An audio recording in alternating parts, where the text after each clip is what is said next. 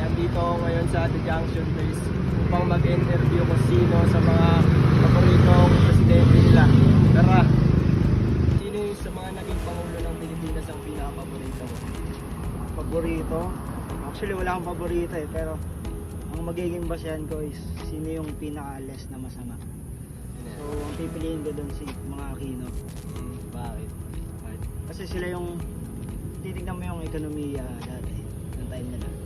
Mababa yung bilihin, maraming trabaho. Walang gulo. Alam mo yan? Kaya lang naman nagkakagulo dati itol kay Duterte kasi maraming masamang nangyayari. Ang opinion ko lang doon, wala talaga ako paborito. Pipili ka lang sino yung less na masama. Dati masama eh. Ayun lang. Okay, salamat. Thank you. Para sa'yo, sino sa mga naging Pangulo ng Pilipinas ang pinaka-paborito mo? From me, si Bongbong Marcos kasi mababa ang mga bilihin at ginagalang tayo ng mga ibang bansa. Yun lang. Okay, pre, salamat. Salamat. Para sa'yo, sino sa mga naging Pangulo ng Pilipinas ang pinaka-paborito mo?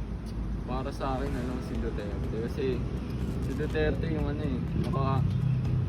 nakalinis siya ng yung bansa natin. Kasi mga adik, naubos na dyan.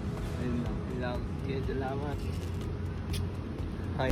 Para sa'yo, sino ang pinaka-paborito mong presidente ng Pilipinas? Si Bongbong Marcos. Bakit? Kasi marami siyang papagulo dito sa Pilipinas. Ayun lang. Okay, salamat.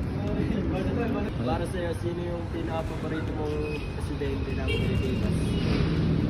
Duterte. Kasi nabawasan yung mga adik sa Pilipinas.